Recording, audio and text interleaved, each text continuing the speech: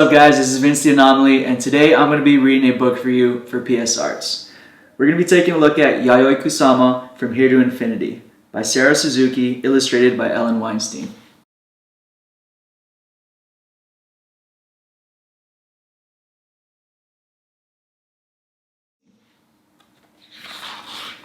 Yayoi Kusama was born in the country of Japan on the island of Honshu, in a town called Matsumoto City.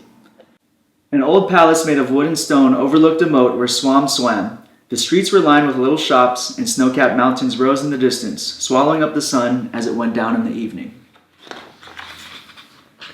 Yayoi's family owned nurseries where all kinds of flowers and vegetables grew, and workers tended the plants as they matured from seeds to sprouts to stalks. But Yayoi learned for a different life, far from the countryside. She dreamed about what lay beyond the mountains, in places far from Matsumoto City. She longed to leave home and see the world. Yayoi's mother wanted her to stay home and learn old-fashioned manners, how to dress elegantly, walk demurely, eat politely, and find a proper husband. But Yayoi wanted to be an artist. Every day she went outside with ink and brushes and paper. She drew things that she saw and things she imagined. She looked closely at the pebbles that lined the riverbed and at the leaves and stalks of plants, and she drew them as chains of tiny cells that looked like dots. When she was older and studying in art school, her teachers disapproved of her work, and they demanded that Yayoi paint in the traditional, precise Japanese style. She wanted to go where she could live without rules. When she was 28 years old, she packed up her silk kimonos and thousands of drawings and stuffed dollar bills into the toes of her shoes. It was her first airplane trip. There were only 4 other passengers, and the weather was stormy, with rain and lightning. The airplane wobbled and dipped as it flew to America.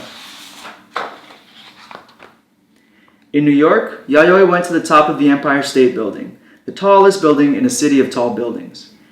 When she looked down, she saw buses and cars and yellow taxis zooming up and down the avenues, and bankers and teachers and artists running to work. From up on the 86th floor, they looked like dots. She felt very far from the quiet Matsumoto City and her mother's rules. Here, it seemed, anything was possible. Yayoi set about turning her drawings of dots into paintings. The dollar bills that she had brought to America quickly ran out, and she spent what little money she had left on paints and canvases. She worked day and night. She painted when she was cold. She painted when she was hungry. She painted when she was lonely. And she turned her dots into sculptures too, into soft stuffed tubes that covered sofas and chairs and boats. She was devoted to her dots. For her, they were a way of thinking about the world among the stars, as one dot among millions of others. They were a way of thinking about infinity. Sometimes, when she grew frustrated, she visited the Museum of Modern Art. She gazed at paintings by other artists, and she thought about why and how they were made. She looked at pictures of dancing girls and swirling night skies, trying to solve them as if they were puzzles. Her paintings seemed so different from those she had seen at MoMA. When she was at last ready to show her work in public, she invited all the friends she had made in New York. When she arrived at the gallery, a crowd was spilling out onto the sidewalk. Her friends lifted her into the air, shouting, "Yayoi, you've finally done it!"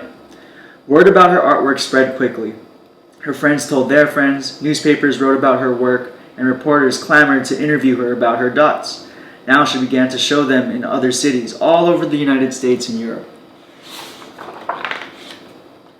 Her dots were covering the world. They appeared in Venice in thousands of dot-shaped mirrors scattered over a big green lawn, on a pumpkin, on a pier, on dresses and t-shirts, on people walking down the street, and in mirrored rooms where glowing dots were reflected and reflected again, an infinity of dots.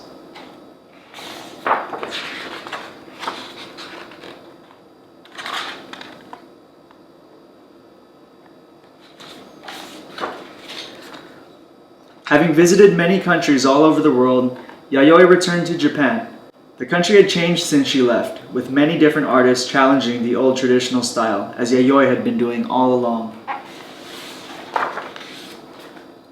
She still lives in Japan, and she continues to paint her dots every day.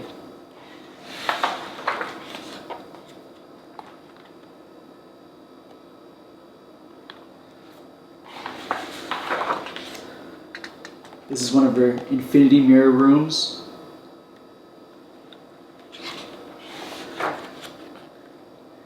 The Obliteration Room. And here's a picture of Yayoi Kusama. And that's the book, guys. I hope you enjoyed the reading, and remember that we have the freedom to imagine and the power to create.